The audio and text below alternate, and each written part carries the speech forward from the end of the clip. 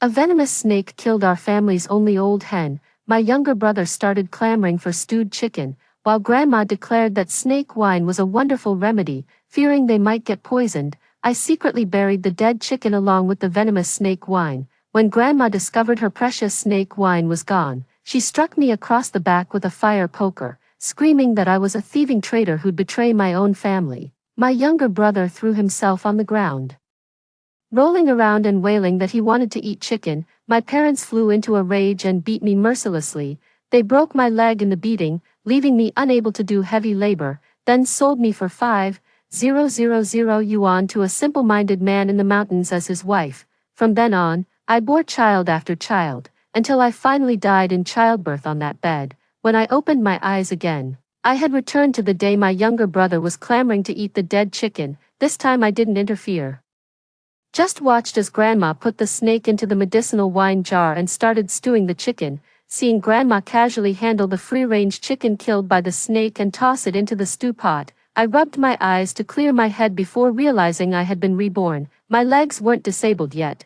No more hobbling when I walked, no more mental confusion or talking to myself all day long, nor was I trapped in that pitch-black, wretched cave, forced to bear children endlessly.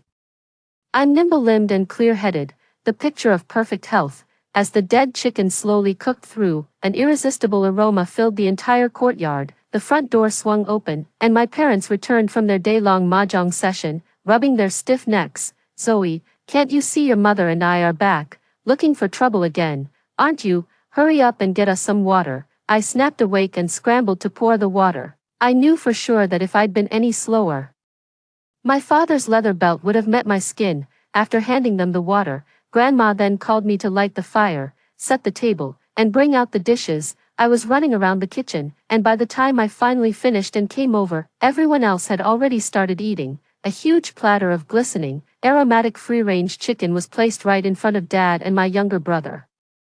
Grandma picked up the dark chicken feet and 2 chicken thighs with her chopsticks and put them into my younger brother's bowl. "Here you go, sweetie, your favorite chicken feet, and 2 more chicken thighs for you. Eat up so you can grow big and strong." I watched in silence as my older brother devoured the food with obvious relish. That old hen died from a venomous bite to its claw from a banded kite. After piling his own bowl high with meat, Dad started serving some to my mother. "Eat well, it'll help your milk flow, so we can raise our little son to be plump and healthy." I quietly chewed a few bites of pickled vegetables, not daring to touch the chicken in the large bowl. "Stop eating, go, get me 2 heads of garlic and a bottle of baijiu." My father, his mouth glistening with grease, gave the order without even looking up. I immediately put down my bowl and chopsticks and went to the kitchen to fetch the items. I hesitated for a moment after picking up the items, then grabbed a spoon as well. "Here, Dad, this chicken soup over rice is going to be absolutely delicious." I handed him the spoon. "You sure know how to eat. Don't even think about touching this meat. It's all saved for your brother. If I catch you sneaking a bite, I'll make you regret it. Here, since you behaved well today, I'll reward you with the chicken tail." Staring at the chicken tail in my bowl, I scooped a big mouthful of rice and secretly buried it at the bottom. "Good, my foot. You have no idea." She insisted this chicken and snake were poisonous and wanted to throw them out. If I hadn't caught her in time and given her a beating, did you think she'd be this well-behaved now? Granny fumed. Dad paused with his drink and looked at Granny. "Mom, didn't you say it was a rat snake and completely harmless?" Granny tore into a piece of chicken, unfazed. "Looked like a rat snake to me." But Zoe kept arguing, going on about golden bands and silver bands or whatnot.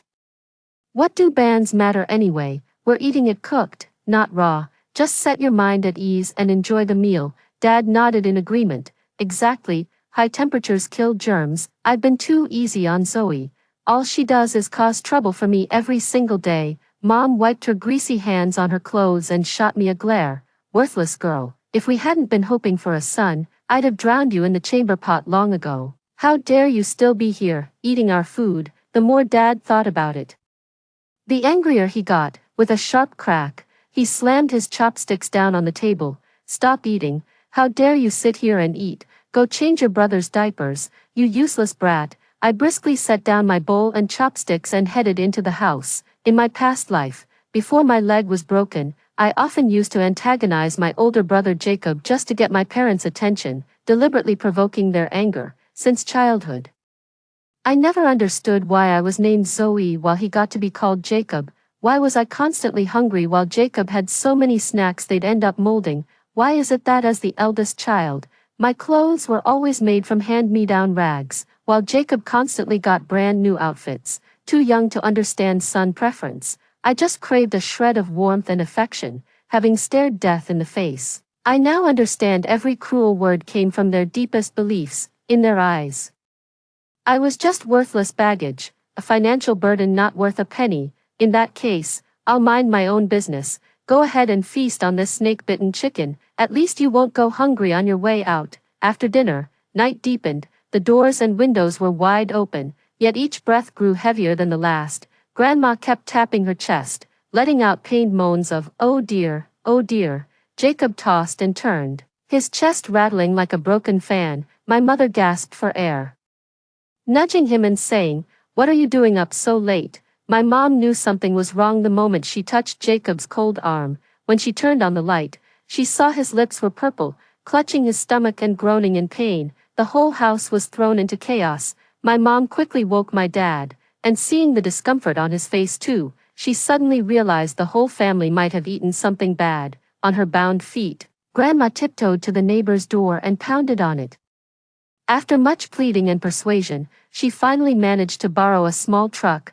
My mother and I exerted an immense effort to lift my dad and Jacob into the vehicle, and so the whole family noisily rushed off to the hospital. At the hospital, the doctor first clarified their symptoms and then asked what they had eaten for dinner. My mom replied anxiously, "We didn't eat anything unusual, just our regular meals, doctor. We ate the same things we always do today. We did have our home-raised stewing hen, maybe it was too rich, but Jacob's grandma and I ate it too. So why aren't our stomachs hurting?" My mother completely overlooked her labored breathing after just a few words, assuming it was just fatigue from the journey. The doctor nodded, acknowledging that could be the reason, but still ordered lab tests just to be safe. Just as everyone breathed a sigh of relief, they noticed the father and son on 4 drips were deteriorating rapidly. Before Grandma could call for the doctor again, he was already hurrying over with quickened steps. Snake venom was detected in the patient's system. "Why didn't you mention being bitten by a snake? This is delaying critical treatment," my mother said with a confused look. "We weren't bitten by a snake, doctor. There must be some mistake." "Impossible. Think harder, doctor. We really weren't bitten. We just ate a chicken that was killed by a snake. That explains it. If you'd actually been bitten, you probably wouldn't have made it this long, but you've waited far too long to seek help." Mom looked incredulous. "Is it really dangerous just from eating a chicken that was bitten?" "We cooked it thoroughly. High heat kills germs." The doctor nodded. "It's true that high temperatures can neutralize toxins, but perhaps it wasn't cooked long enough. Another possibility is that the bite area had poor blood circulation, causing the venom to become highly concentrated." "Exactly. I was afraid it would turn to mush and taste awful, so I didn't stew it for too long. The chicken died after being bitten on the claw. No wonder it turned out so dark after stewing." Grandma suddenly chimed in, "Ugh, if only you'd been clear from the start. The patient's toxins have already spread. Transferring to another hospital is completely unrealistic now. Our hospital only has 1 dose of serum left for this specific toxin. Save the child or save the mother. The family needs to think this through carefully. It's all my fault. I'm the one who gave Jacob the chicken feet. It's all my fault." The grandmother was beating her chest in anguish, utterly consumed by regret. "Save me first, Mom, save me first. You can always have more grandsons later, but you only have 1 biological son." The grandmother froze for a moment, instantly glanced up at my mom, and then quickly snapped back to reality. She scurried on tiptoe, rushing toward the doctor's office. My mother glanced at my father, then at Jacob's ashen face, her mouth opening and closing without a word. Clutching the child in her arms, she suddenly broke into sobs and cursed, "Damn it, why couldn't it have been you, you worthless burden? I wouldn't even care if you dropped dead." Overwhelmed with anguish, Mom kicked me hard behind the knee, then she slapped my face with her palm before pounding my back mercilessly with her fists. When her hands grew tired, she started kicking me over and over with her feet. Grandma rushed out from the doctor's office and lunged at me, yanking my hair so hard I couldn't even flinch away. "This is all your fault. If you hadn't made your father eat that poisoned soup with his rice, would he be like this? I'll beat you to death." Yes, she's the one who killed Jacob. My poor Jacob. I knelt on the ground, silently enduring everything. This is utterly absurd. They knew full well the chicken was poisoned, yet they devoured it greedily, and now they're blaming me. Jacob could have been saved, but Grandma chose to give the medicine to my father instead, and now they're putting his death on me too. Utterly ridiculous. Looking at Jacob lying breathless in the hospital bed, I wonder if he heard his father giving up on him, or until his dying breath. He still firmly believed he was the most important son in the family and that his parents would surely save him. Jacob is gone, my father became a bedridden cripple, a dead grandson is worthless, with grandmother declaring that those who die violently shouldn't be buried in the ancestral grave. He was hastily buried on the back hill, looking at the human bones scattered everywhere, dug up and gnawed on by wild beasts. I thought to myself, this is all a grandson amounts to. My mother was at home, holding my little brother and slowly sorting through Jacob's belongings. "Liam, you must grow up well. I'm convinced that good-for-nothing woman deliberately caused Jacob's death. I'm saving all your brother's clothes for you. She doesn't deserve to wear such fine fabric. Your brother is gone. Your father is bedridden. From now on, our family is counting on you." Oh, my poor Liam. Even though my father was paralyzed, he was still a man at his core. With one slap, my mother's face swelled up like a balloon. "You damn bitch. How dare you call me a cripple? I'm not dead yet." The more he thought about it, the angrier he got, smashing everything by the bedside to pieces. Just then, Grandma came over holding her prized medicinal wine jar, carefully poured a small bowl, and handed it to my father. "Derek, drink up. I've collected all these precious ingredients bit by bit. Finish this jar and you'll be completely cured." Inside the large glass jar, a venomous snake stared out with a menacing expression, while various ants, centipedes, and unfamiliar herbs floated in the liquor. "You little jinx, from now on, pour your father a small bowl after every meal. If you mess this up, I'll skin you alive." I glanced at the bottle, touched my still bruised face, and lowered my head. I thought Grandma would throw out the medicinal liquor as soon as she returned, especially since all our family troubles stemmed from that snake. The doctor repeatedly stressed how venomous this snake was and warned us to avoid any further contact. To my surprise, not only did Grandma keep it, but she actually steeped it into medicinal liquor for my father to drink. I stared at the medicinal wine jar, which had already been murky, now turning even darker, probably from the snake venom seeping into it over time. After dinner, I was still too slow cleaning up the dishes, and my father slapped me so hard I saw stars. "Pour me some wine. A big bowl. Those tiny sips won't ever cure me. You just can't stand to see me get better. I'm your father. I'll always be your father. A worthless girl like you. How dare you defy me?" I had no choice but to pour him a large bowl of pitch-black medicinal liquor from the glass jar, watching him gulp down those tiny insect carcasses with his eyes shut. His once pale face now took on a sickly grayish pallor. Father's temper had grown even worse now, constantly cursing me as the family's curse. As if blaming me could absolve him of all his suffering. Whenever they heard his shouting, Grandma and Mother would occasionally join in, just to spare themselves the pangs of guilt. I'm the one to blame for all the misfortunes in our family. And Jacob's death is on me too. It's like my very existence is a mistake. My little brother cried non-stop through the night. My mom tried soothing him, cradling him as she paced slowly around the yard, but nothing worked. He just kept wailing. My mom was beside herself with worry. "He's the only child left in our family." She anxiously called out to my grandma, asking, "What should we do? Maybe we should take him to the hospital and have a doctor check him out." My grandma felt Liam's forehead and said, "It's nothing, for a child's fever. Just rubbing some alcohol on him will do the trick." With that, she went inside, poured a bowl of medicinal liquor, warmed it between her hands, and began rubbing it all over the baby's body. "This is the good stuff. Put more on my grandson so he grows up strong and healthy." My grandma kept applying it over and over as she spoke. I stood by silently watching, not saying a word. Soon, the child's cries grew fainter and fainter until they gradually faded away completely. But then, purplish bruises began surfacing all over his body. His once fever-flushed little frame had now turned an eerie, deathly pale, like some ghostly infant from a horror movie. My mother finally panicked, her fingers tracing the purple marks as she pleaded in a trembling voice, "Grandma, we need to get to the hospital right now." My grandmother bristled like a startled cat and shrieked, "No hospitals. We can't go. If we go, we'll never come back. Jacob died in that hospital. The child's father was paralyzed there. We must not go." As Grandma wailed and sobbed, the child's skin grew increasingly cyanotic, and their breathing became fainter and fainter. "No matter what, he's still an innocent baby." So I spoke up, "Mom, let's take him to the hospital. They have doctors and life-saving medicine there.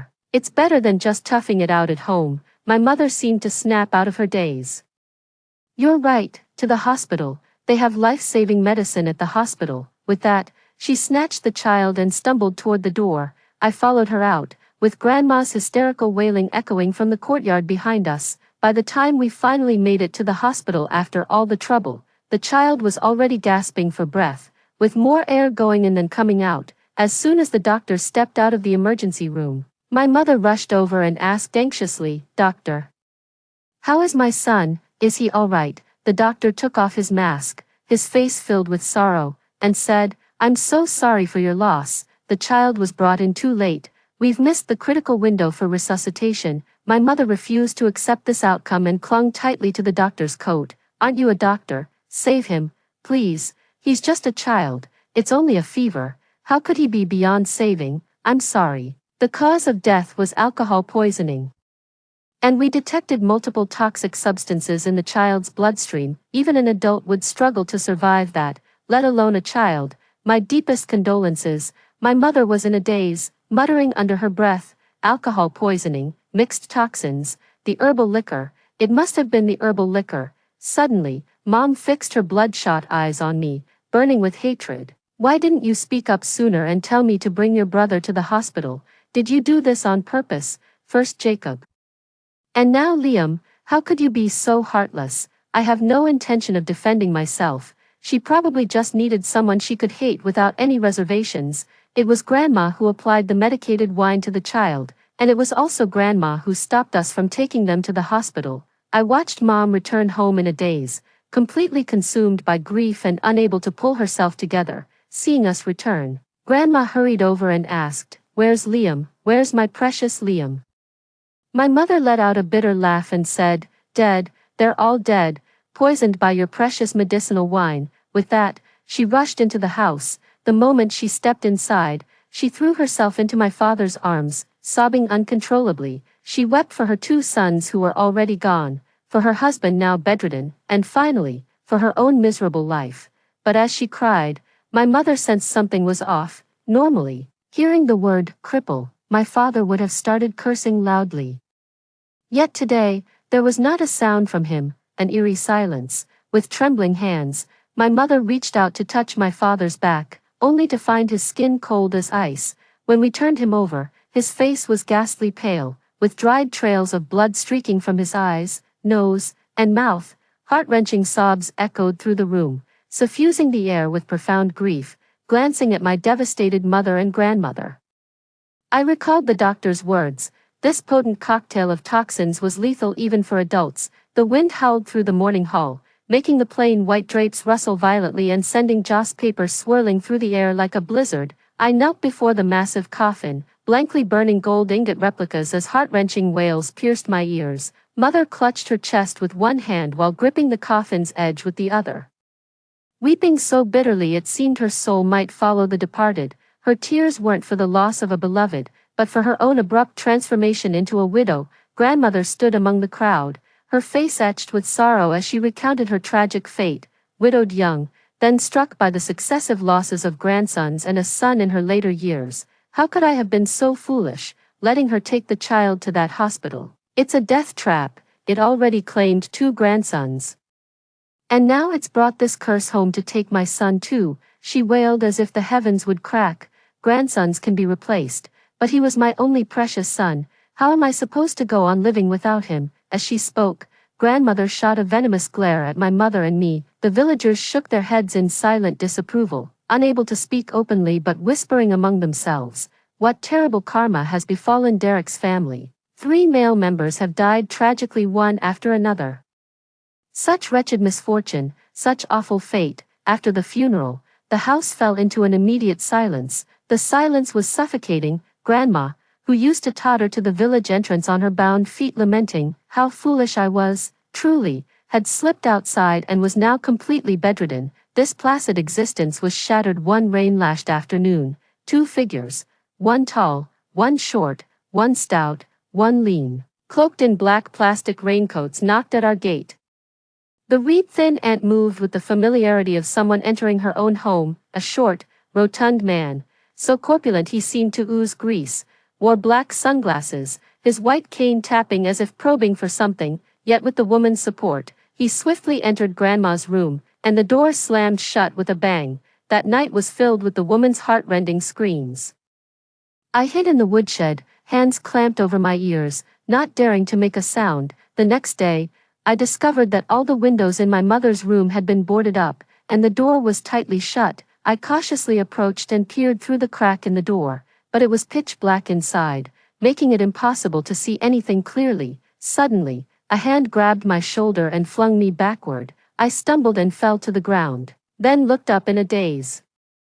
Staring blankly at the person standing before me, Grandma's wrinkled face was smeared with some unknown black substance, her eyes fixed on the door with wild intensity as if she could see right through it. "Don't disturb your father's spirit. He's bestowing blessings upon your mother and child. Ha ha ha, our family is about to welcome another son." Terrified, I scrambled backward across the floor, staring at Grandma in disbelief. "Grandma, the dead can't come back to life."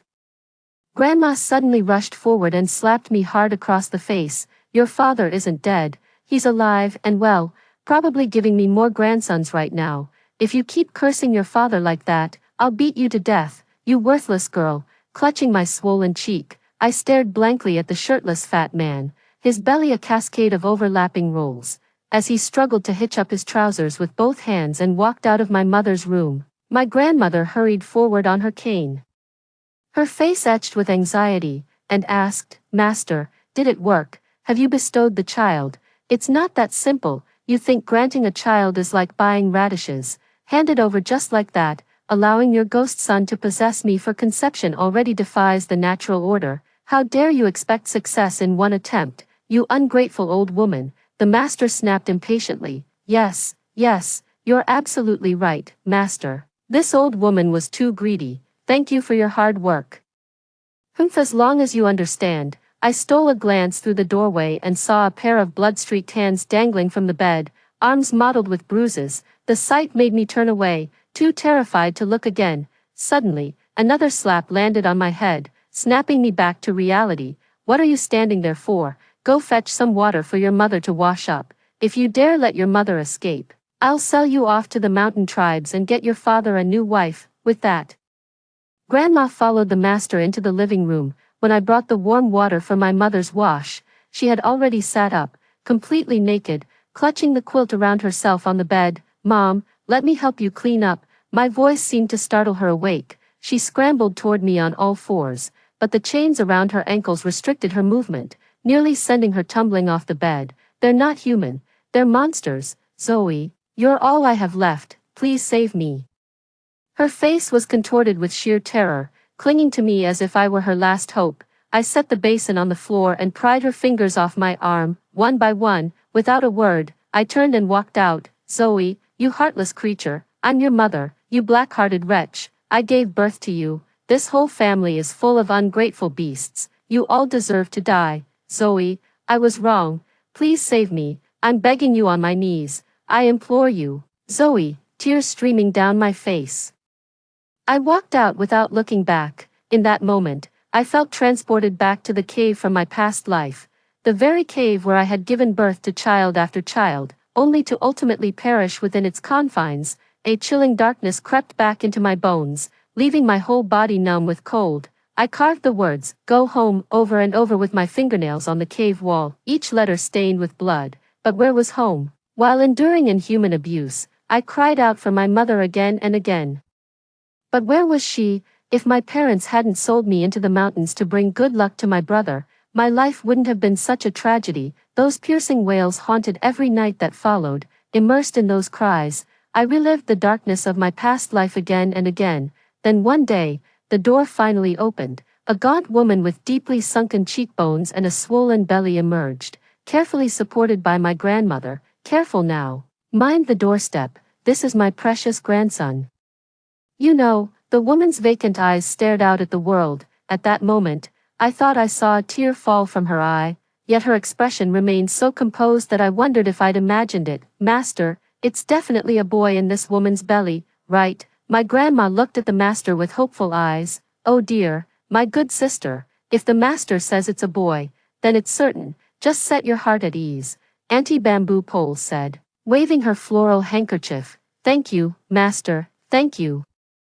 You're a living bodhisattva. Grandma knelt down and kowtowed to the master. Don't celebrate just yet. Keeping this boy safe is no easy task. Your family offended the serpent deity, so he took all the male descendants from your household. I managed to shield this child by clouding the celestial mechanisms with my own spiritual energy, but now the pregnancy is too far along. I can no longer protect him. The master tapped his blind cane rhythmically against the ground.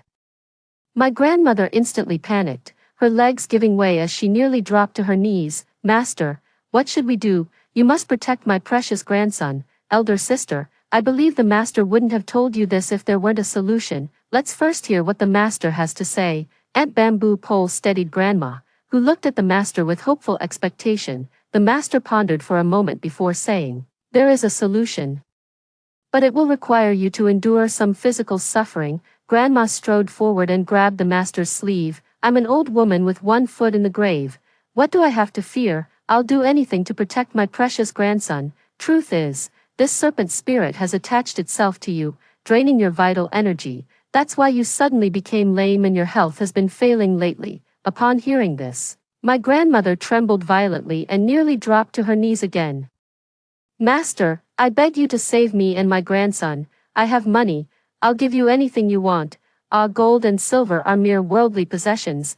Let me first explain the solution to you, and then you can decide. We'll pile firewood in the yard and light it, then place a barrel large enough for one person on top. I'll find a way to send the snake spirit away, and then we'll steam out the evil energy from your body. That's all it takes. But, how can a person be steamed like this? Grandma replied tremblingly, dear lady, you see, only this intense fire can drive away the foul entities clinging to you. Mom, I heard this steaming method is trendy in the city too. They call it a sauna. Tons of people are doing it. So it's definitely safe. My grandma glanced at Aunt Bamboo Pole, then at my mom, before finally fixing her gaze on the master. Fine, if you don't believe me, forget it. The master angrily pried Grandma's hand away, tugged his sleeve free, and stormed off. I'll try it. I'll do it. Master, you must save us, please. Grandma collapsed to the floor, crying out desperately. A faint smile crept across the master's fleshy, deeply lined face. Then get ready quickly. We mustn't delay. In the blink of an eye, the day to bid farewell to the snake immortal arrived. Their small courtyard was packed with people. The entire village had turned up. Everyone had come to witness the spectacle upon hearing about the send-off for the snake immortal. Ugh, I told you so. The Derrick family must have offended some spirits. Why else would all their male heirs die out? Exactly. No wonder they all died from snake venom. They must have provoked the snake deity. By the way, have you seen Derrick's wife? She's frighteningly thin, but her belly is huge. Who knows whose child it is? Shoo, stop talking. I heard that Madam Granny hired a mystic to summon Dagon's spirit, and she's carrying a ghost child. What? A demon child? This is outrageous. She must be completely obsessed with having a grandson. That madwoman. Hey, why bother with all that? She's completely lost it now. I heard this time she's steaming people like buns. If you dare provoke her, watch out or she'll steam you too. Amid the hushed whispers of the crowd, the master, clad in a yellow robe and holding a peachwood sword, twisted his plump body vigorously, making his large sleeves whistle through the air. At a sharp command, Grandma trembled as she crawled into the massive steamer basket, murmuring, Buddha protect me, under her breath. Before the crowd's watchful eyes, the master hurled his torch onto the woodpile. Instantly, flames raced through the kindling.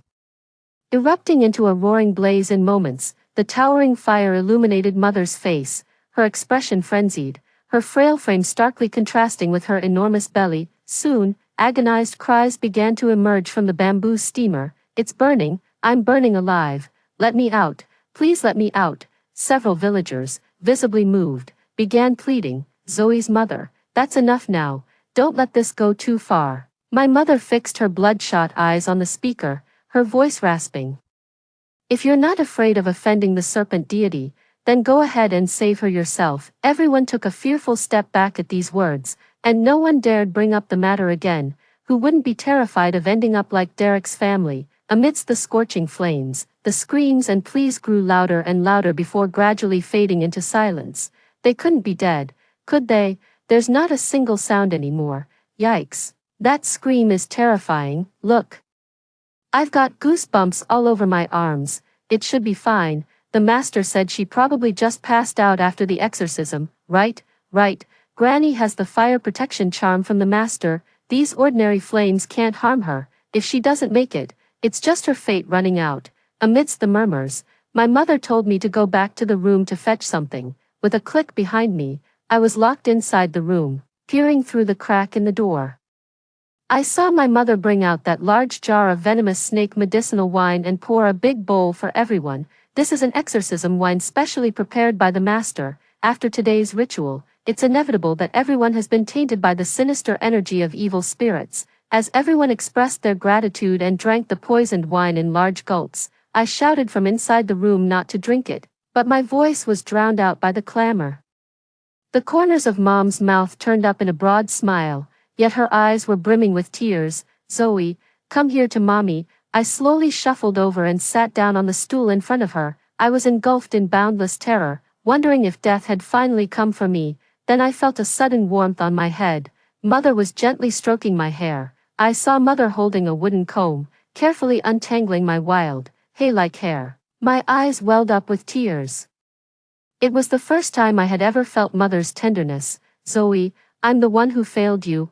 I've been running away for far too long. I don't know how much longer I'll stay lucid, but you must know I love you. You don't have to keep our family name. From now on, call yourself Sunflower, like a sunflower. May you always face the sun with joy. Take this money and go with teacher's son to study at the city high school. Work hard to get into a good university. There's no need to come back here.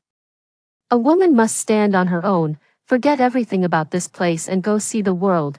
My heart clenched with bittersweet emotion, wondering why my mother, who had always been so harsh and shrewish, would suddenly offer me this fleeting tenderness. Tears welled up in my eyes, streaming down my face as I walked step by step toward teacher's son waiting outside the door. Suddenly feeling an emptiness in my heart, I turned back to look inside the room. My mother smiled tenderly, waving slowly, urging me to keep moving forward without looking back. That smile is forever etched in my heart. The cheers around me snapped me out of my reverie. I was no longer Zoe, the miserable girl from the mountain village, but Sunflower, who had just finished the college entrance exams. Teacher's son handed me the bouquet of flowers. "Congratulations, Sunflower." "Teacher, can I go home for a visit now?" Teacher's son let out a long sigh. "Let's go, it's time to tell you everything. Let's find a place to sit down." In the bright cafe, the sunlight fell on me, but it couldn't reach my heart. "Ah, your mother was a woman with a hard life too. I truly never expected that after she entrusted you to me that day, she would set a fire, turning everything to ashes." Teacher's son's voice choked up. "I really didn't know she had such intentions. Otherwise I would have definitely tried to stop her. When I first came to your village to teach, everyone was very welcoming. But during that time, I always felt the villagers looked at me strangely, as if eyeing a piece of prime meat." Later that night, someone actually broke into my room. Luckily, I screamed and scared him off. Teacher's son said with lingering fear. "Everyone tried to convince me I was just half asleep and dreaming, that such a thing couldn't happen. I was terrified. That's when your mother came to me, and I realized this village is a den of thieves. Your mother, along with many other women, was trafficked here. The difference is, after a period of madness, her personality changed completely and she lost all memory of her past. That's why she's been able to live a normal life with you. The other women are all locked away in a cellar, never seeing the light of day for the rest of their lives. I froze for a moment. And suddenly many of the village's bizarre phenomena made sense. So many children had no mothers, mostly little boys. If anyone asked where their mother was, the adults would beat them a few times until they stopped asking. After all, no one had one. Don't blame her. She despises these people so much. Your mother was a nuclear submarine researcher in those days. She should have had a bright future. But those human traffickers destroyed everything. A perfectly good person had to go insane just to survive. What a damn tragedy. She devised a plan. In the midst of the chaos, I helped you escape the village. Once we were out of the mountains, I called the police. They responded immediately. The villagers were all poisoned and too preoccupied with themselves, so there were no casualties. We successfully rescued over 120 victims. They were all young girls in the prime of their lives, but most of them were pregnant. There were no older women. Those damned traffickers claimed women over 30 couldn't bear healthy sons. They'd either sell them off to remote mountain villages or bury them alive in the hills out back. Are they even human? Ms. Sun choked out through her tears. My whole body trembled as the shocking truth sank in. The villagers' faces flashed through my mind. Beneath their kindly masks lurked such ugly souls. When I was little, the old man next door gave me a red candy, but before I could taste it, my grandmother snatched it away. I vaguely recall Grandma saying something about a broken gourd not being able to attract a grandson anymore. Thinking back on it now, I just feel the food in my stomach churning, making me nauseous. Your mother left you a letter. Keep it safe, and take a look at this. They've all been sentenced. Evil deeds, after all, never go unpunished. Taking the phone and seeing the police announcement, I finally broke down and wept uncontrollably. Justice may be delayed, but it will never be denied. A letter from Mom. Hope this letter finds you well. I believe Sunflower must have finished the college entrance exams by now, and I'm sure you did brilliantly. After all, you're my daughter. I never had any doubt you'd excel. I'm so proud of you, but I'm so sorry, my dear. I won't be able to stay by your side from now on. I've already missed too many important moments in your life, and there's no way I can make up for it. The only thing I can do now is to send you far away from this place. Back when I was pregnant with my third child, I managed to escape and called your grandparents, only to find out they had passed away long ago from heartbreak. The shock was too much for me. I fainted right then and there. When I came to, I had already been dragged back. That child, like the ones before, was also a daughter. They were dashed to death right before my eyes before they could even open their eyes to see this world.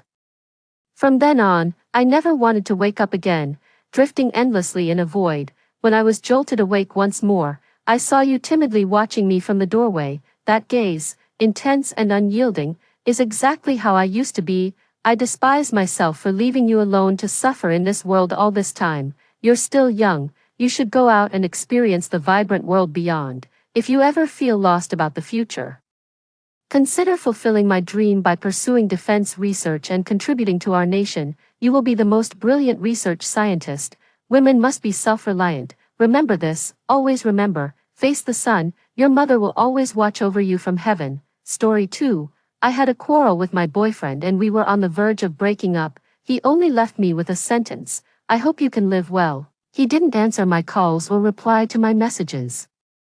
When he sent me the message I hope you can live well for the 5th time, I placed an order and stocked up a whole room with supplies, which was more than enough to open a small grocery store. Originally, this was the breakup gift I prepared for him, but at this moment, some news exploded on the trending searches. The end of the world is coming, and the zombie virus has broken out. Looking at the videos of people scrambling for food, I turned my head and looked at the supplies filling the whole room. Did I accidentally achieve a laid-back life in this situation? 1.5 months ago, after I quarreled with my boyfriend and proposed to break up, his way of coaxing me was rather strange. Boyfriends of other people would usually say some sweet words, admit their mistakes with a good attitude, and swear that they would never make the same mistakes again. However, Tanner would send me the same message from time to time: Fiona, if there really is an end of the world, I hope you can live well. When I dialed his phone number, the prompt was still that the phone was turned off, and no one answered. Tanner is a doctor. I know that he has been researching a project recently. He said that it needs to be kept confidential. so I didn't ask any more questions. However, even when he was very busy in the past, this was the first time that I couldn't get in touch with him at all like now, when I saw his words. I hope you can live well, for the 5th time. I was really so angry that I almost vomited blood. I still couldn't get in touch with him. Did he want to break up? If he wanted to break up, then let's break up. But did he really need to curse me in such a roundabout way every day? Looking at the photo of us together on the table, I cursed in my heart, Tanner, you bastard. Looking at the message on my phone again, I then opened several shopping apps, ticked some items that could be delivered the next day, and placed an order. Fine, as he said. Then I will live well. So, the next morning, the delivery guy huffed and puffed as he carried box after box of things into the room, and these express deliveries were all conveniently storable foods such as instant noodles, compressed biscuits, self-heating pots, and so on. The guy wiped the sweat off his face and couldn't hold back his curiosity. Miss, are you going to open a small grocery store by buying so much? I smiled and handed him a bottle of water. I'm not opening a small grocery store. This is the breakup gift I prepared for my boyfriend. Breakup gift. The guy was surprised and couldn't help but take a look at the boxes that were almost piled up into a hill in the room and clicked his tongue, saying, then your breakup gift is really special. But I thought, this was just the beginning, since Tanner said that there might be an end of the world coming. Of course I had to help him stock up properly, after all. According to his thinking as a science major, if my preparations were not comprehensive enough, this breakup gift would probably be criticized by him, so I watched several doomsday-themed movies overnight and started from the aspects of clothing, food, shelter, and transportation, striving to make comprehensive preparations so that he would have nothing to say. Of course, the most important reason was, his card was bound to my payment method.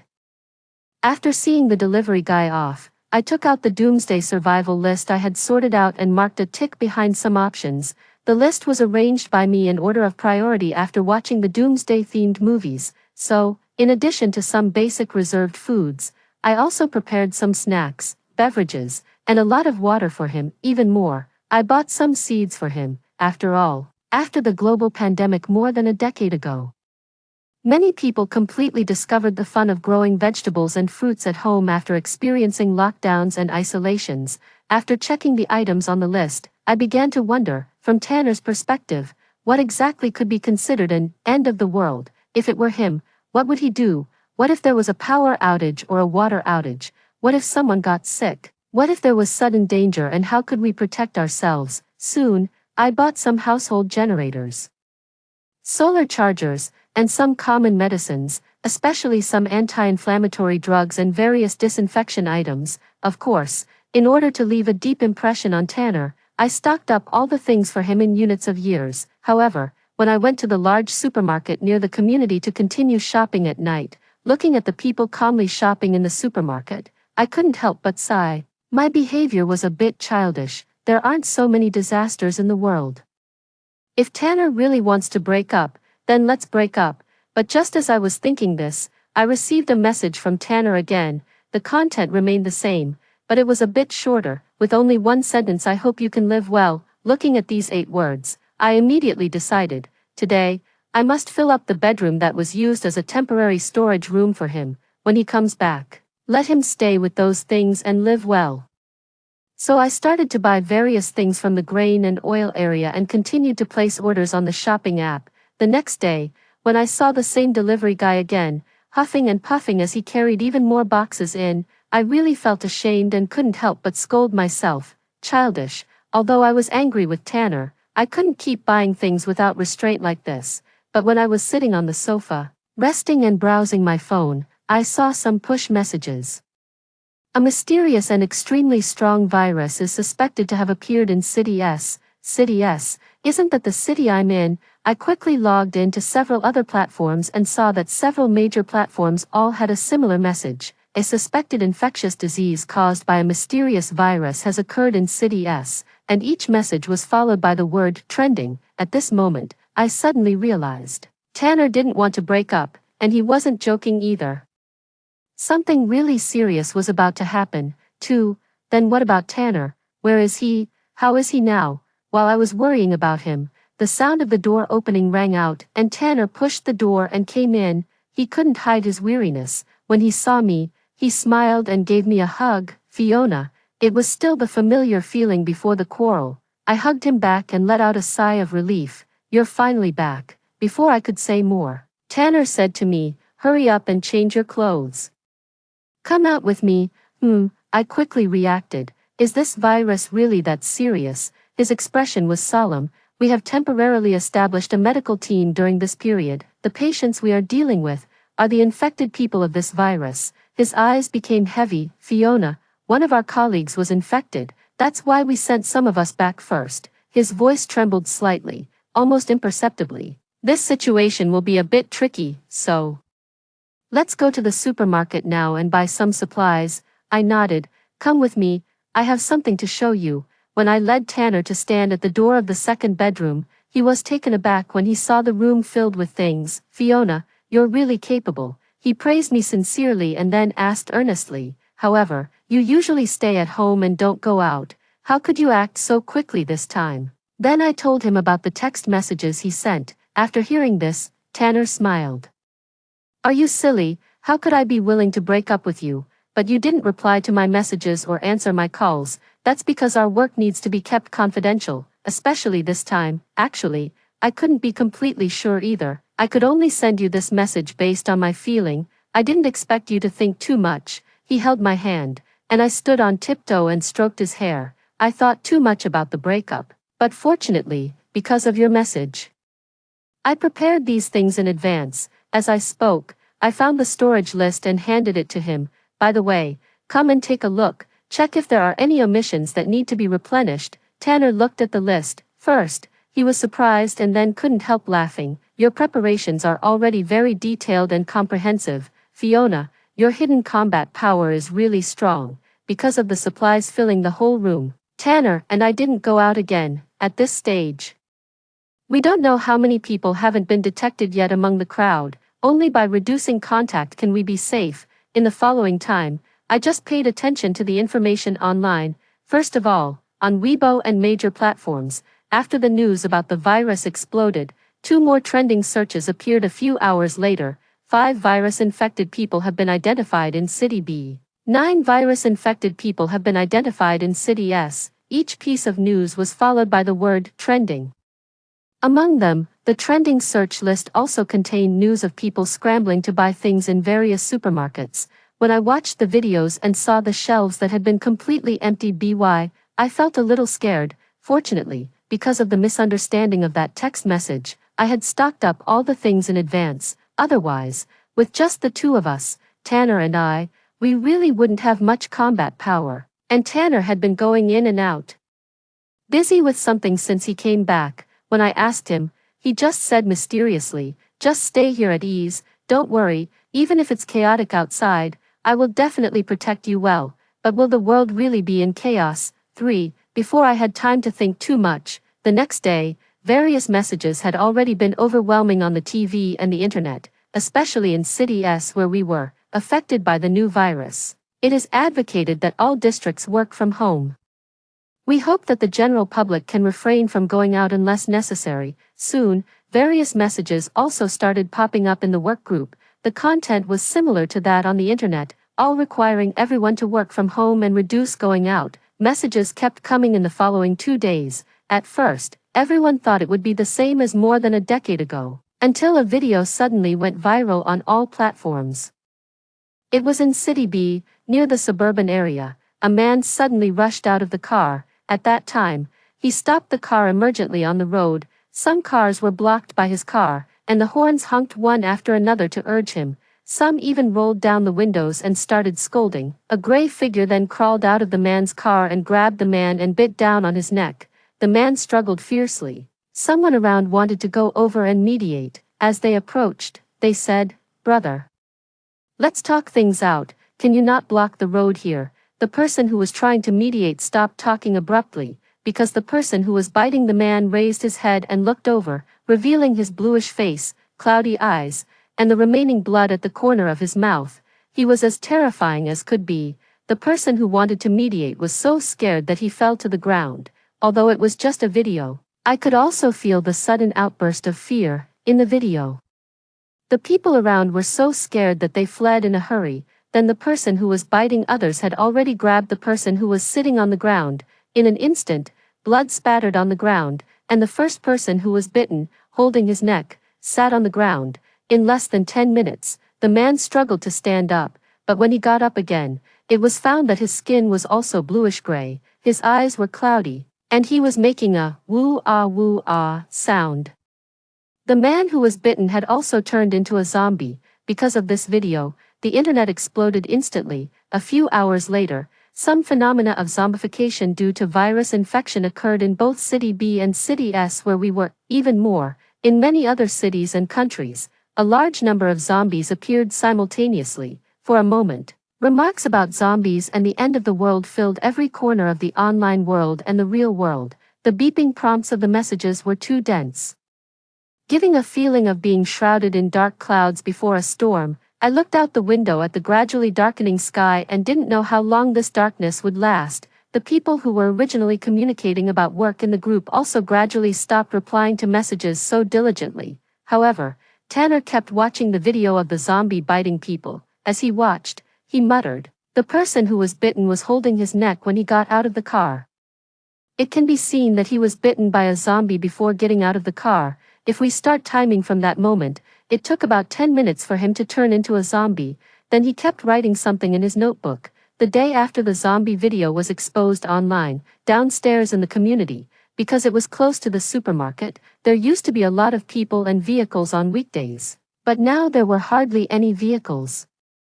The property management created a group for everyone and would notify any latest news in it. At first, the notifications continued, "Dear residents, affected by the virus, please try not to go out recently." Some people in the group also started discussing one after another. Is this really a zombie?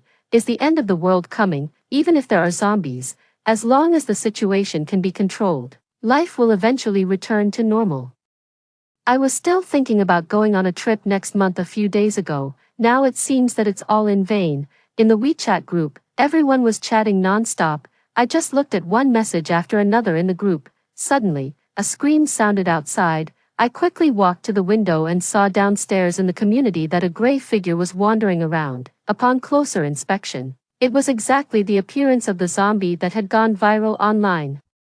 In front of it was an old man who was walking his dog. The old man turned around and was about to run at that time, but the zombie had already pounced on him. Before the old man could struggle, he was bitten on the neck. The two figures were entangled together. No matter how the old man's dog bit the zombie, it had no effect, only more blood was spilled on the ground. A resident finally came to his senses and shouted frantically, "There's a zombie coming! There's a zombie coming! Call the police quickly!" Amid the shouting, the old man gradually gave up resistance and finally could only let the zombie lie on his body and bite his neck fiercely. The dog barked wildly. The zombie seemed to have just noticed the dog that had been biting his leg and then reached out and picked up the dog and bit it fiercely again. The zombie and the dog seemed to be biting each other even more fiercely. For a few minutes later, the old man who had originally been lying motionless on the ground suddenly started moving his limbs, and then slowly crawled up from the ground in a strange posture. When he raised his head again, his skin also turned bluish, his eyes became cloudy, and then he joined the entanglement between the zombie and the dog. He grabbed the hind leg of his own dog and took a fierce bite. The roars of the zombie and the barks of the bitten dog intertwined. The scene in front of me completely stunned me.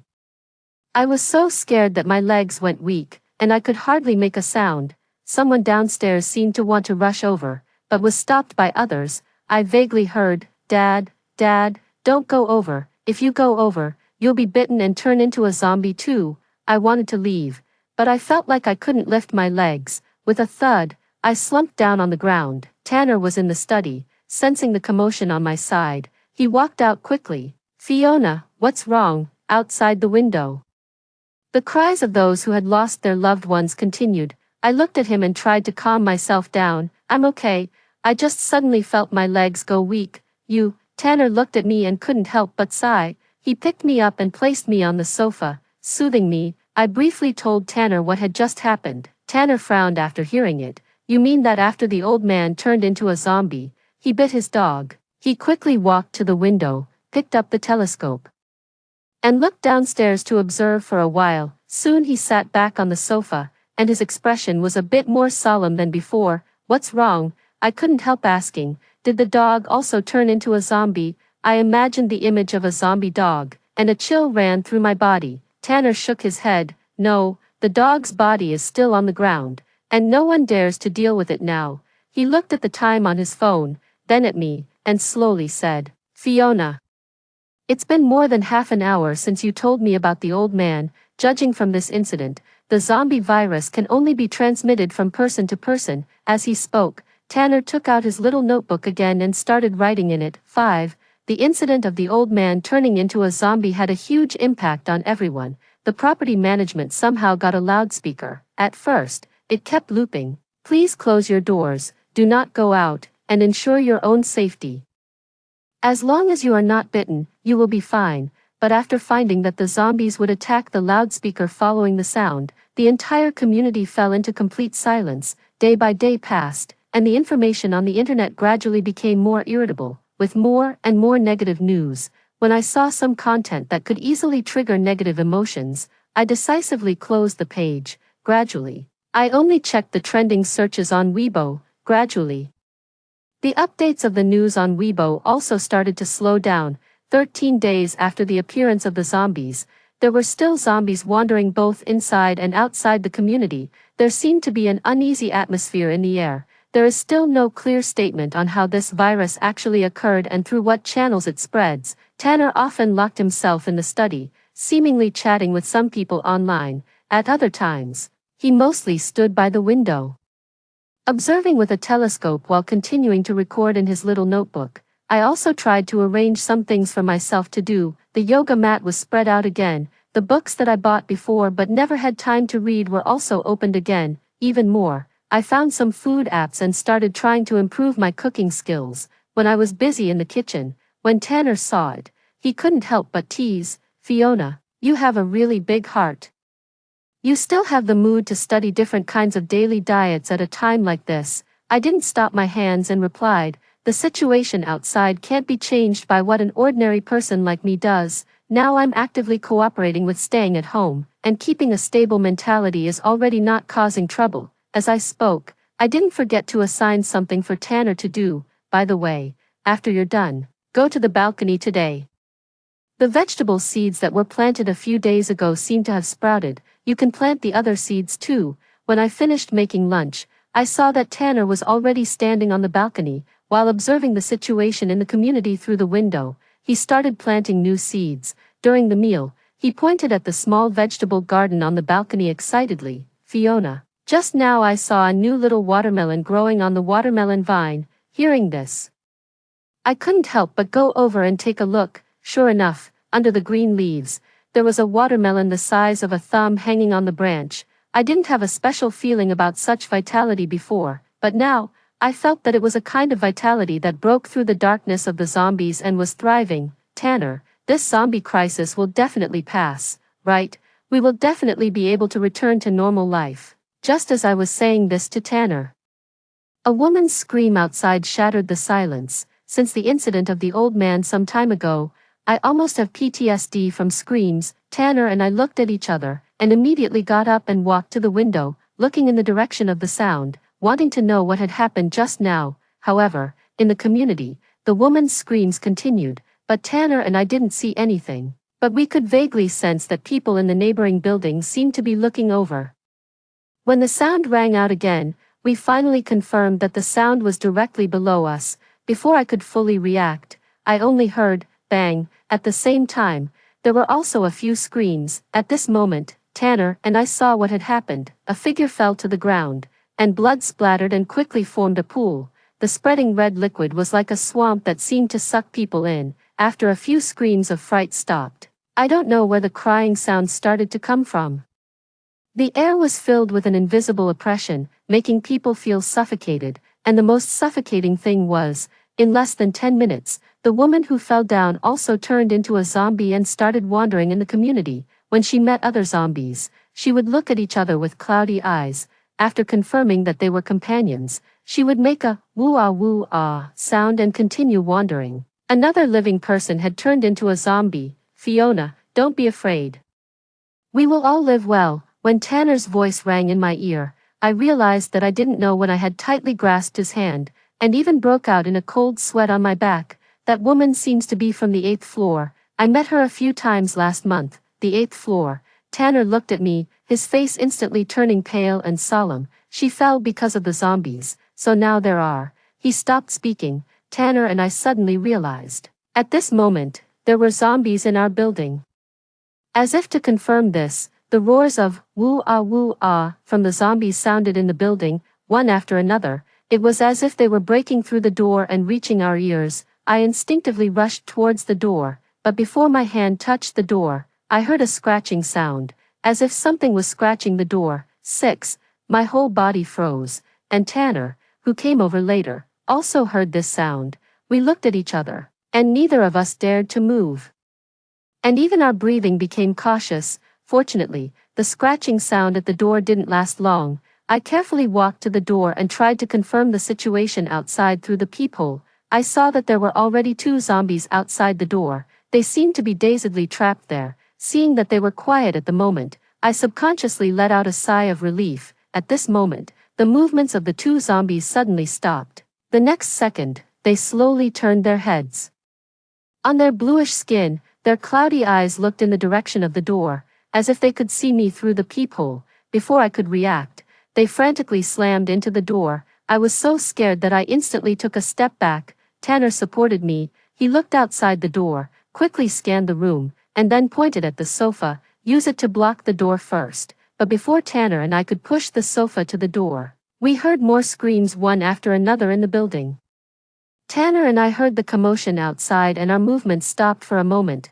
Then, the banging sound of the door being and the scratching sound stopped. But when we moved the sofa again, the scratching sound and the woo-ah shouts of the zombies started again at the door. This sound so close to my ear made my heart almost jump out, and I could hardly drag the long wooden sofa. However, when Tanner and I stopped moving again, the commotion outside stopped after a while. Before I could react, Tanner looked at me and suddenly picked up the pen and paper he carried with him and wrote a sentence for me. Keep quiet. These simple 4 words made me a bit confused, but I still followed his instruction. I stared closely at the door and started imagining what to do if the zombies broke in the next second, but the longer we stayed quiet, the quieter it was outside. The screams in the corridor continued for a long time. When my legs went numb from sitting, Tanner helped me up. It seems that those zombies are very sensitive to sound. As long as we are quiet enough, we should not attract their attention. Only then did I understand why we had to stay quiet just now. I couldn't help but sigh that indeed, sometimes pretending to be dead by staying quiet is really one of the great tricks to save one's life. Tanner quickly confirmed that the zombies at the door were already gone, but just thinking that at this moment, we didn't know which part of the building the zombies had reached made us feel very uneasy. Okay, Tanner held my hand and comforted me. At least we now know that zombies are sensitive to sound, and we can pay more attention to it usually. I had a complicated feeling towards him. Are we just going to sit here and wait for death, Tanner? Do you think we will also turn into zombies in the end? The mentality that I had tried so hard to maintain some time ago was faintly becoming restless. Of course not. Tanner stepped forward and hugged me, then took my hand. Come with me. Then, he led me into the study. Since we were isolated at home, I hadn't entered the study again. Tanner, on the other hand, spent most of his time in the study all day long. I just thought that he was concerned about the research ahead. But when I stood in front of the once snow-white wall in the study and looked at the projections on it, grid by grid, I was stunned. There was real-time time scrolling on each grid. These were the cameras at the elevator entrances and stairwells in the building. 7. If we are always trapped at home and don't know what's going on around us, it's like being blindfolded and deafened, which is very dangerous. When did you prepare these? I was surprised. I bought the cameras temporarily on the day I came back. I even went to the property management several times at that time. I originally thought of it as a precaution, but unexpectedly, we really use them now. His voice was calm, carrying a soothing power. Then I suddenly remembered one thing. You remembered to install cameras in other places. Why didn't you install one at the door? I still felt scared when I thought of the scene at the peephole just now. Tanner looked a bit embarrassed. He lowered his head. I forgot, it was rare to see him like this. Although we had just experienced the zombies pounding on the door, I suddenly felt a bit more at ease in my heart. I hugged him and couldn't help but say, fortunately, we are still okay now. And outside, amidst the continuous screams, I wonder how many people have lost their families and turned into zombies. He hugged me back, and we looked at the surveillance footage on the wall together, with them. We can see what's happening on each floor. If there really are zombies coming, we can also find out in advance and take countermeasures. Moreover, Tanner led me to the desk. He pointed at the screen, where there was a group chat, and new messages popped up from time to time. A few of my colleagues in the experimental team and I have established contact in the past few days. Some of them are still in the laboratory, and some are trapped at home like me. We have already divided the work and cooperated to do what we can. Fiona, the matter of the zombie virus has indeed caught us all off guard, and even the speed of its outbreak and infection far exceeds many people's expectations, but you believe that there are still many people fighting. I looked at Tanner beside me. Although he wasn't romantic usually and wouldn't say sweet words, at this moment, he was trying his best to give me a sense of security with his actions. Looking at his serious expression, I felt at ease and warm in my heart, and couldn't help but hug him. Tanner, you guys will definitely make it. I felt him nod, and then he hugged me back and said solemnly, yeah, we will definitely make it. At this moment, in this turbulent outside world, there are still many people like Tanner. They are guarding their own small worlds and doing what they can, just to make the world return to the normal track of life as soon as possible. As for the surveillance cameras on Tanner's wall, they have indeed taken on the responsibility of frontline sentinels. Through the surveillance, Tanner and I quickly determined that the zombies outside the door just now had nothing to do with the zombies on the 8th floor, but came from the 15th floor. However, the zombie on the 15th floor wasn't infected by being bitten by a zombie, but was a virus carrier. But this person hadn't gone out in the past few days. How exactly was he infected? 8. The next day, through the video, I met Tanner's colleague, Axel. After Axel learned about my confusion, he was very enthusiastic about sharing with me. We have been paying attention to this issue, but currently, water source or air transmission has been ruled out. I had met Axel before. He was a sunny and cheerful boy, Tanner's junior in school, and the two of them had worked in the same hospital after graduation. When he learned about Tanner and my experience, he was excited about the discovery that zombies are sensitive to sound, and at the same time, he also shared his observational findings with us. For example, Axel suggested that we could make an electric fence. No matter how terrifying zombies are, they are still a kind of living being. They will be afraid of what normal living beings are afraid of. Thus, Tanner had a sudden inspiration. He immediately used the iron bars we had previously bought for making a photo wall, artistically pieced them together and reinforced them, and then made a homemade electric fence. Axel watched and clicked his tongue at Tanner's craftsmanship, and at the same time, he actively participated in the making of the simple electric fence via video call. After we confirmed through the cameras that the doorway and the stairwell were safe, Tanner went out and fixed the iron mesh, which was like a piece of cloth, at the entrance of the stairwell and the position of the elevator. In addition, we had previously bought a household generator, with Tanner, the science major, taking action. Once it was powered on, it really became an electric fence. I stood guard at the door, keeping quiet and not daring to make a sound. Axel also held his breath during the video call. When he saw that everything was in place, I finally heard him let out a long sigh of relief in my earphones. Sister Fiona, you and Tanner must be all right. His voice still carried the clarity of a young man. And he hoped, Tanner said before, that he would marry you on your anniversary next year. I hope all of this will be over before your wedding. A wedding? Yeah, I also looked forward to it. I really wanted to walk in the sun without any scruples like before. When Tanner came back after finishing those things, he was already sweating profusely. He sat in the room and took a breath of relief, saying, "This way, we have some guarantee." As he was speaking, a zombie appeared on the monitor. The zombie was standing in the stairwell on the 20th floor, stretching out his hands and wanting to rush over. Fortunately, the electric fence was powered on. The crackling current made him test it several times before he finally turned around and went elsewhere. When I saw this scene, My heart was already in my throat. It was thanks to the camera.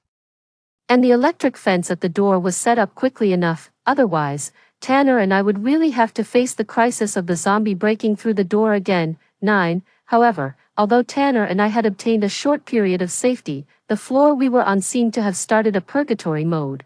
When the zombies outside couldn't find new living things, they would also get hungry and manic. Hunger made them scurry around like headless flies. Especially when some residents on the lower floors couldn't withstand the pressure and made some sounds, they would be besieged by the zombies.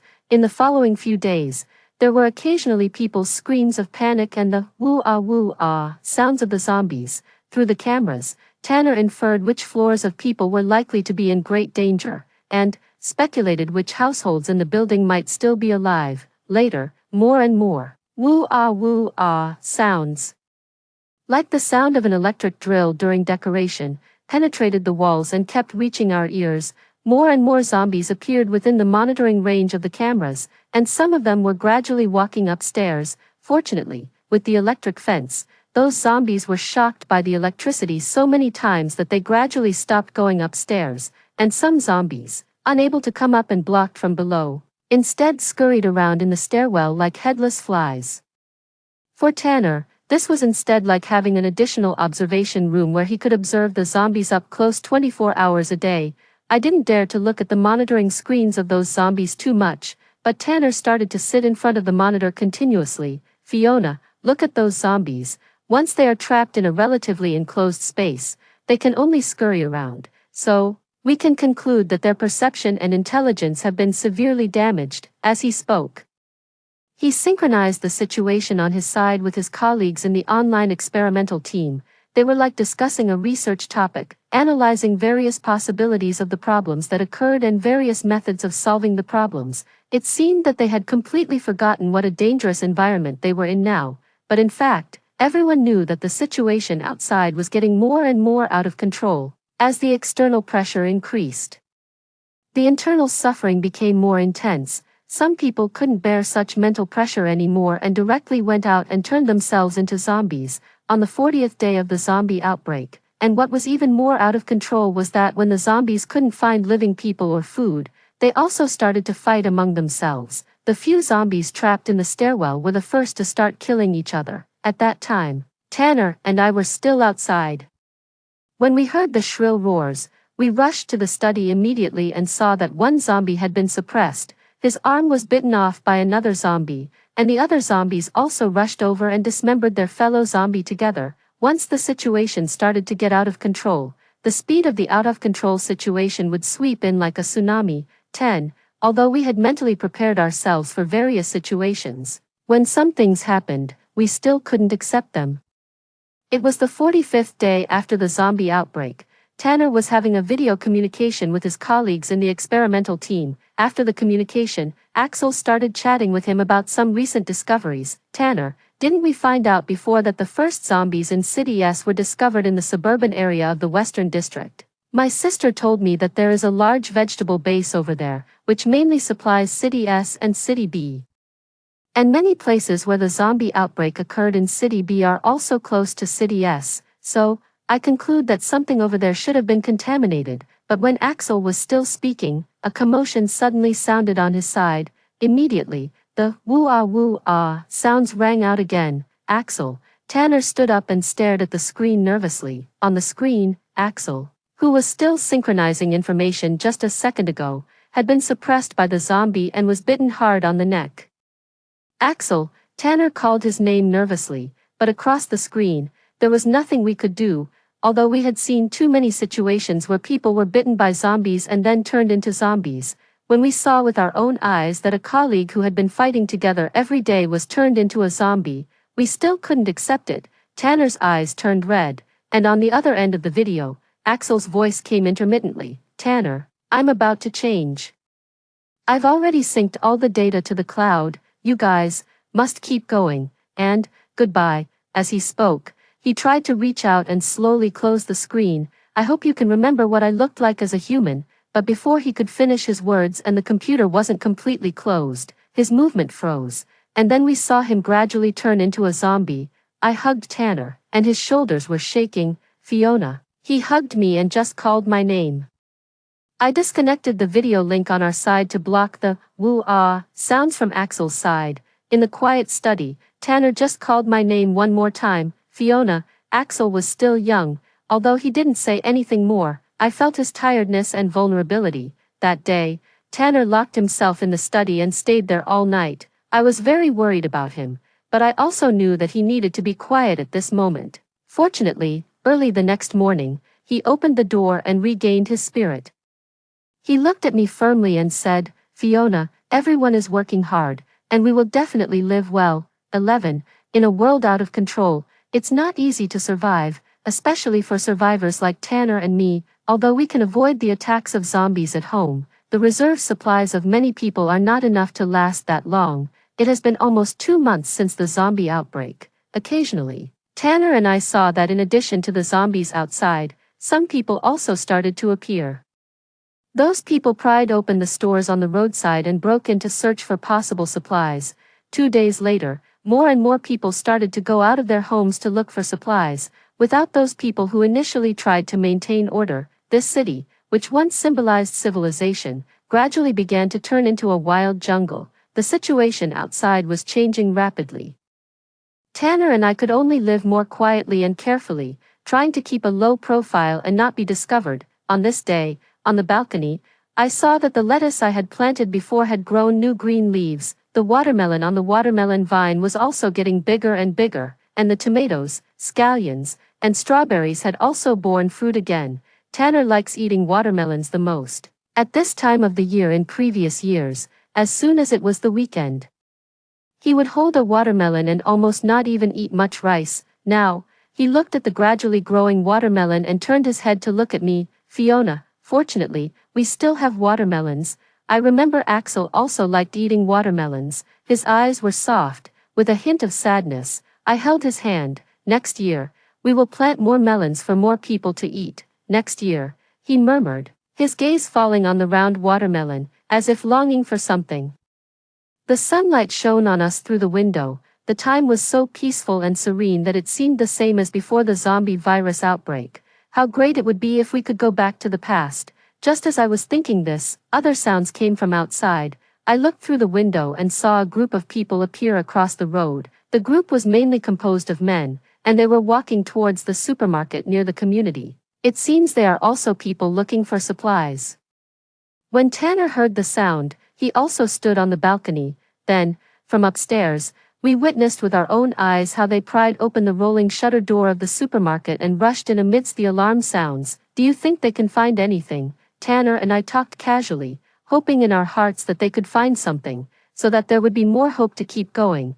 They should be able to find supplies. But their situation will be very dangerous, Tanner analyzed. Although the intelligence of the zombies has been destroyed, their perception has become like that of wild animals.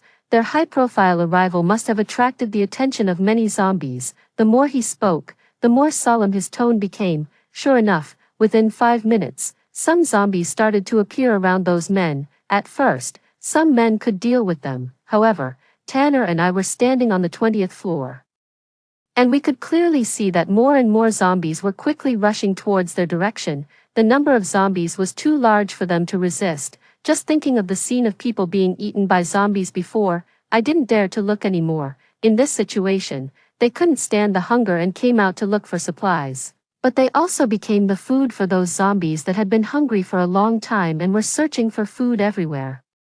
Just when I thought they couldn't escape the fate of being eaten by zombies or turned into zombies, several cars came speeding over not far away. When the cars stopped, several tall and strong men got out, holding sticks in their hands, and walked towards the group of zombies. With a swing of the stick, it hit right on the head of a zombie. Those people were quick and fierce in their actions. At the same time, some people cooperated and used iron chains to encircle and block some of the zombies. At this time, a man came out of the car in the front again. He was a man dressed in all black and was extremely tall and strong. When the man appeared, those people were obviously very respectful to him. The tall and strong man in black was holding a bucket of something in his hand. The man strode towards the zombies and poured the bucket of liquid over the zombies like rain.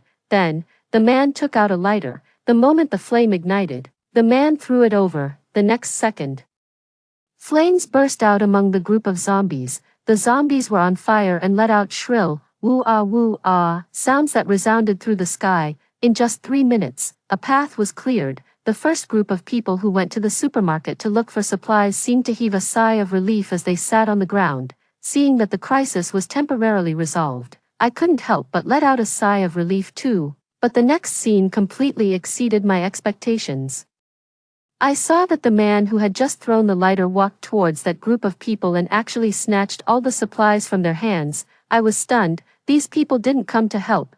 They are also here to rob the supplies. The first group of men fought back, but it was useless. The second group of people, their actions are well trained and they cooperate tacitly. Obviously, they are already very experienced. Sure enough, as soon as Tanner finished speaking, the men of the first group had been knocked down to the ground one after another. At this time, I noticed that when the group of the man in black was fighting, the car door of the man in black opened again, and a thin old man ran out of the car. The man in black was very alert and reached out to grab him, but the old man was very agile and dodged to the side. At this time, more and more zombies had heard the commotion and were coming over. The man in black was dragged away by his companions.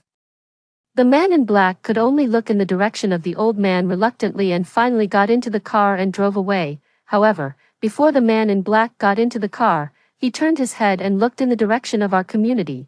Although the distance was very far, at that moment, I was still startled in my heart. 12. Looking at that man in black, I suddenly had a feeling of unease in my heart. Tanner, do you think those people won't come here again, right? It's hard to say. It depends on whether there is still something here that is very important to him. That team of cars left in an orderly manner. Almost within a dozen seconds after their cars left, a large number of zombies surrounded the first group of men at the entrance of the supermarket from all directions. I turned around and didn't want to look at the scene outside anymore.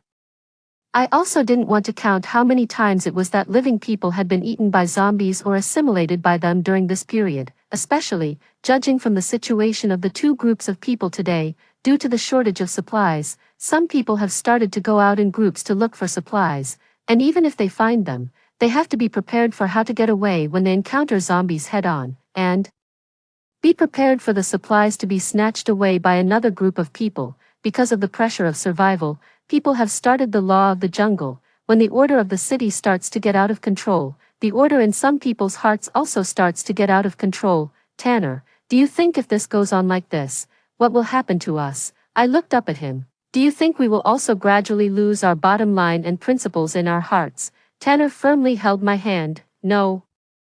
Many people are working hard, and the research results have made great progress. It's just that some news hasn't been released yet, but everything will get better.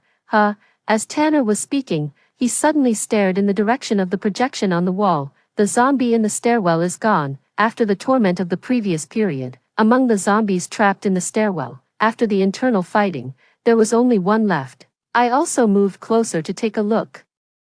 Could he have heard the commotion at the entrance of the supermarket just now and gone there too? But the distance is a bit far. Tanner checked several surveillance videos but still couldn't find the trace of that zombie. It was as if he had disappeared out of thin air. Tanner and I looked at each other in dismay. He might really have gone out. I hope he has gone out. Tanner flipped through several more videos, but he could only confirm that the last time the figure of that zombie was seen was in the video taken 20 minutes ago.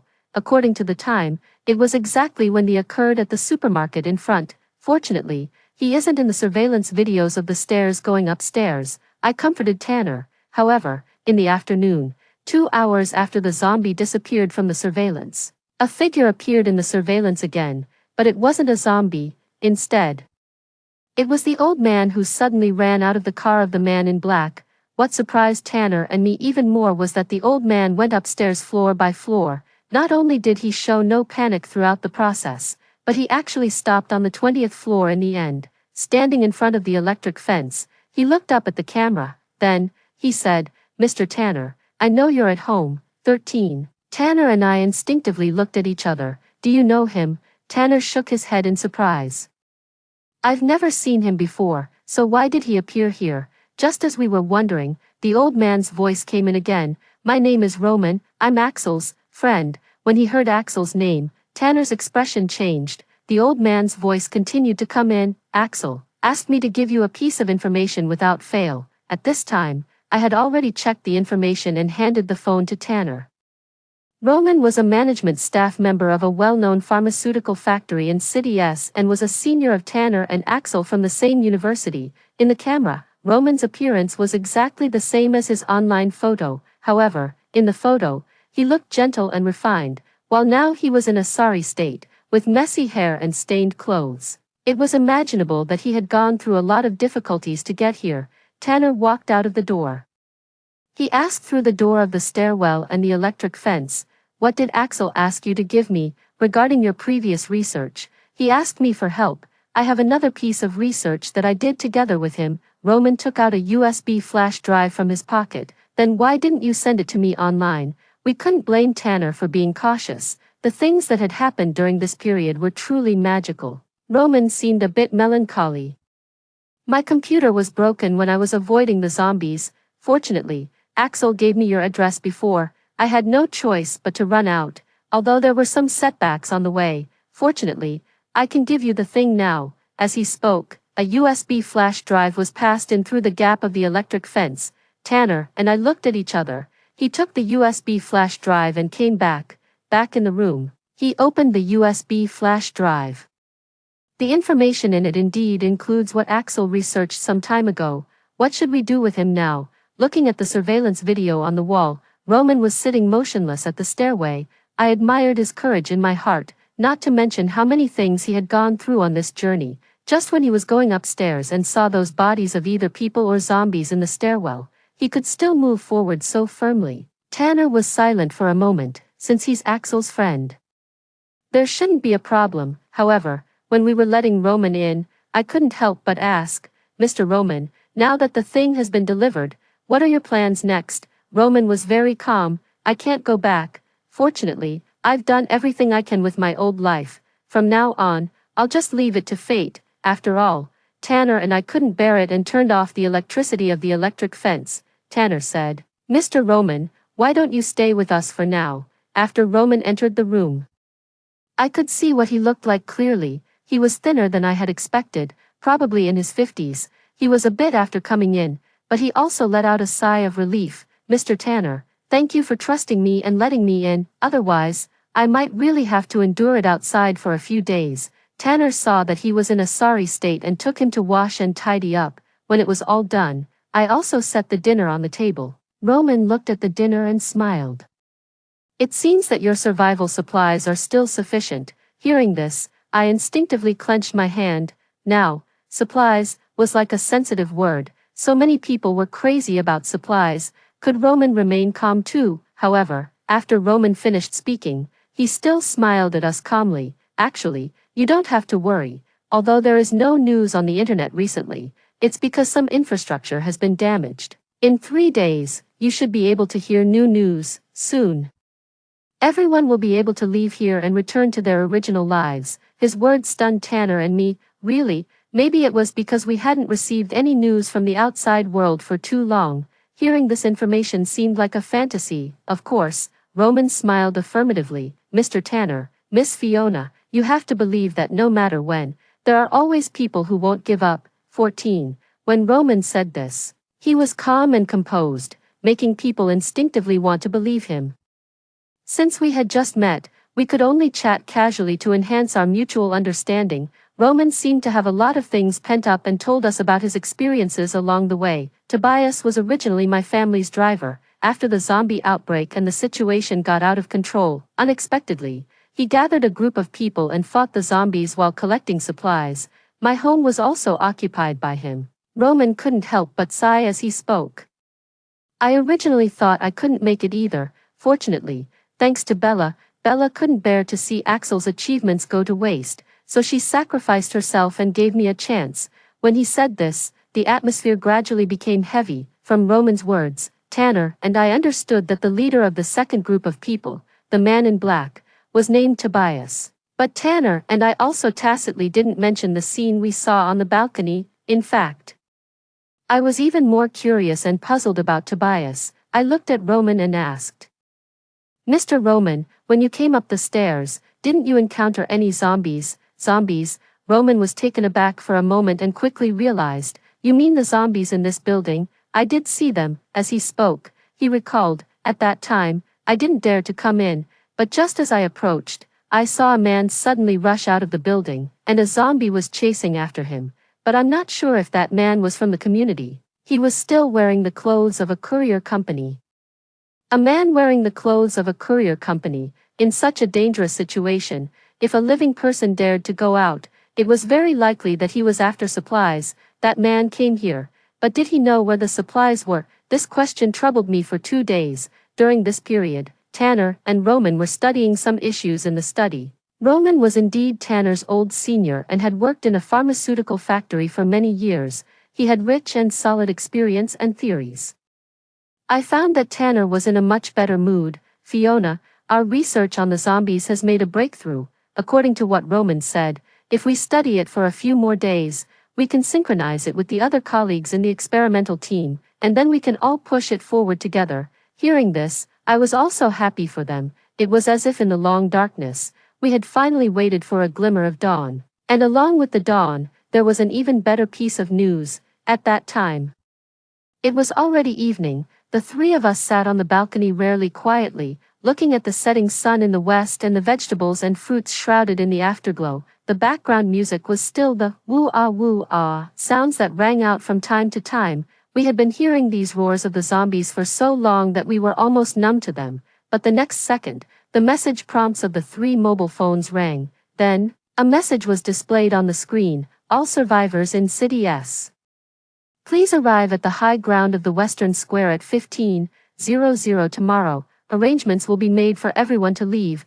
Please bring your necessary items and retreat in an orderly manner tomorrow. When I logged in to several platforms, this message was pinned at the top. It was the 65th day after the zombie outbreak. The dawn was really about to come, and just when the dawn was breaking, in the surveillance camera, the man who was chased by the zombie as Roman had mentioned appeared again.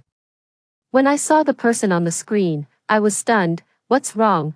Tanner noticed my uneasiness and asked. I stared closely at that person's face. I know this person. He's the delivery guy who delivered the packages to me at that time. No wonder. He was the one who delivered all the packages in my room to me. No wonder he took the risk. The figure of the delivery guy was getting closer and closer to the 20th floor, and another figure appeared behind the stairwell, making the woo-ah sound. The zombie that had been trapped in the stairwell before, he actually came back. I looked at Tanner in surprise. Do you think that zombie is used to this place and regards this stairwell as his lair? Very likely. The thinking ability of the zombie's brain has been destroyed, but the animal instinct still exists. It's just...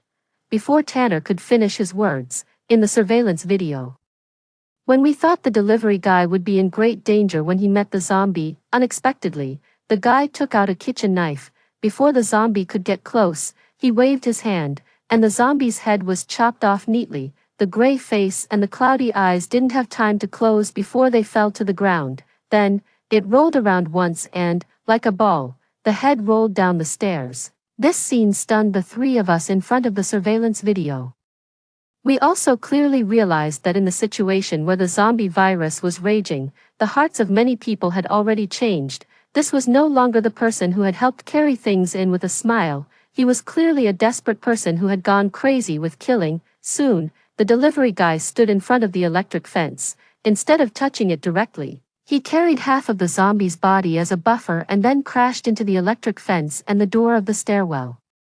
I have to say that those electric fences and the door were effective against the zombies, but in front of a person who had gone crazy, they could only resist for a little more time. Seeing that the door was about to be kicked open, I suggested, before, everyone was fighting for supplies to survive, but now, as long as we can all reach the designated place before 3 p.m. tomorrow, we can leave safely. Do you think? Does he still know this news? If he knows it, can we all get along peacefully? Tanner was thinking. Roman had already shaken his head. Miss Fiona, you're too naive. Once some people lose their human bottom line, they are no different from beasts. They may not necessarily want to leave, but did it really have to be a situation where either you die or I live? Grimacing, I still wanted to give it a try. I asked Tanner to stay in the room, approach the door of the stairwell, and persuade the delivery guy. As long as we wait until 3 p.m. tomorrow.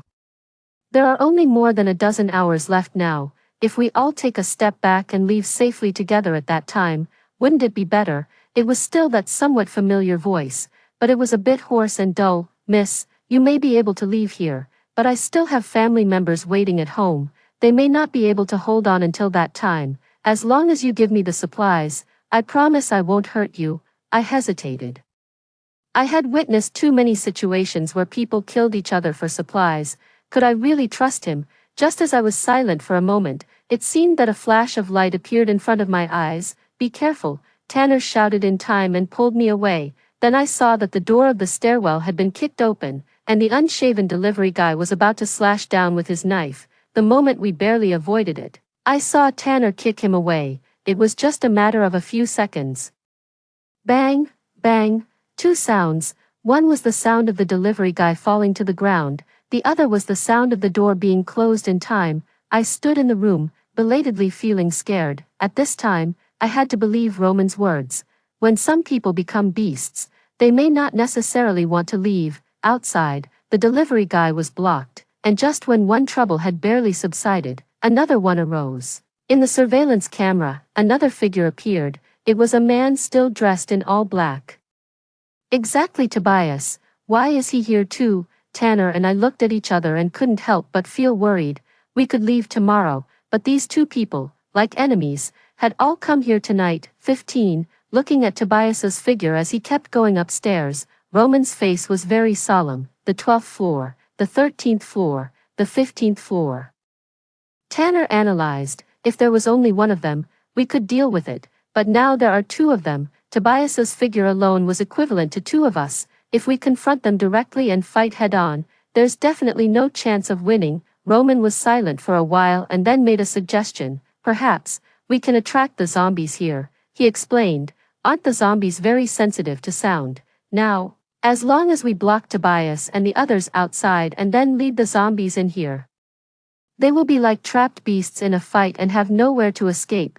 Before Tanner and I could react, Roman had already stood up first. I don't know what he threw into the stairwell, but then we heard a series of faint sounds, and in just a few minutes, as expected, we saw some zombies downstairs following the sound and heading towards our building. In the surveillance camera, Tobias and the delivery guy both sensed that something was wrong and started to look for places to hide and resist the zombies respectively. However, the doors of several stairwells were locked tightly, and the elevator was also stopped. In the end, one after the other, they could only encounter those zombies in the stairwell. I didn't dare to look at those surveillance cameras, but the roars of woo-ah woo-ah, accompanied by the screams of humans, lasted for almost half an hour before they stopped. We all knew that Tobias and the others were in great danger. Then, the woo-ah woo-ah sounds came from the door. At this moment, I didn't need to look to know that the zombies had already reached the 20th floor. Right now, outside the door in front of me, there were several zombies standing, silently. Tanner and I carried the sofa to the door together and blocked the door. The sky outside was completely dark. The woo-ah woo-ah sounds were sometimes far and sometimes near. None of us dared to speak to hide the traces of our being alive. Tanner and I leaned against the wall of the living room, sleeping and waking up alternately, while Roman sat on the other side, also silent. At 3 p.m. tomorrow is our only chance to leave here. But facing this group of zombies at the door, how can we get out and reach the designated place safely? 16. It seemed that the sky brightened in the blink of an eye. The woo-ah woo-ah sounds at the door gradually disappeared. After Tanner confirmed the surveillance camera in the study, he let out a sigh of relief. There are a lot fewer zombies outside than last night. However, there are still many zombies wandering on many floors now. The only way for us to go downstairs is by elevator. That's what he said, judging from the surveillance at the door. There are also quite a few zombies on the floors above and below the 20th floor. It's not an easy thing to leave here safely. Seeing that the time was almost 12 o'clock, there were still 3 hours left before the appointed time, but now we can't even get out of the door. Roman also pondered the current situation. Since yesterday's method worked, let's continue to use the strategy of making a feint to the east and attacking in the west. After that, Roman walked to the edge of the balcony, opened the window, and threw something far away. Looking at his actions, I had a very strange feeling in my heart. I lowered my voice and said to Tanner, "Why does Roman seem to know these zombies especially well?" Tanner didn't say anything, however, when the zombies at the door started to stir and go downstairs, and when some other zombies rushed over again after hearing that sound. Although Tanner remained silent, I knew him too well. At this moment, his heart was also filled with a lot of doubts. These zombies were not like zombies at all. They were more like a group of dogs that had been tamed to fetch flying discs. 17. Tanner and Eiley pretended not to notice these things. Roman looked at the time. It was almost 2 p.m. He turned around and looked at us, slowly curving a smile. "There are no zombies at the door now. Let's go." Tanner and I held hands and nodded at him. The door lock was opened, and the door opened again, except for the traces of the fight. Nothing was left at the door. Tanner had stopped the elevator before, so he quickly repaired it. Soon, the elevator resumed operation. Roman pressed the upward button of the elevator. Seeing this, I couldn't help but remind him, "Mr. Roman, you pressed the wrong button. We need to go downstairs." "Oh." Roman looked at the elevator and smiled. "It's the upward button, that's right." As he spoke, Roman took out a gun from his arms and pointed it at Tanner and me. "Miss Fiona, Mr. Tanner, I'm very grateful for your care of me during this period. However, I'll go the rest of the way alone, and your journey can only end here." Tanner protected me behind him. "What do you mean by that?" Roman still smiled sincerely. "Because we're not going the same way. I'm going abroad, and you're going to stay in the country." As he spoke, his expression became sinister. "Tanner, thank you for cooperating with me in the research. However, those research results are destined not to appear again. Goodbye." As he spoke, Roman was about to pull the trigger. Bang! The bullet was fired. At the same time, a stool was thrown at him fiercely from behind Roman. Roman felt the pain and turned around to look behind. When he saw Tobias, he was stunned. "You're still alive." Tobias grabbed his collar. "You're not dead yet, so how could I die?" There were a lot of bruises on his body, and it was obvious that he was very tired. And from the open door opposite us, it wasn't difficult to infer that when the group of zombies came yesterday, Tobias had hidden in the empty apartment opposite us. As he spoke, the tall and burly Tobias had dragged Roman to the window. Half of Roman's body was hanging by the window. The wind was howling outside, and his hair was all messed up. "Tanner, save me quickly." Roman raised the document bag in his hand. "All our scientific research achievements are here. Don't you really want them anymore?" Tobias looked at Tanner warily. Tanner just smiled at him. "Mr. Tobias, do as you like, then."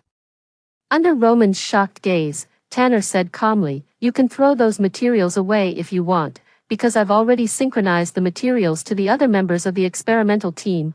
"How is that possible?" Roman couldn't believe it. "I've been keeping an eye on you. You couldn't have had the chance." I looked at him and explained, "Mr. Roman, you really do look like a good person, and we really didn't suspect you, but, you know those zombies too well.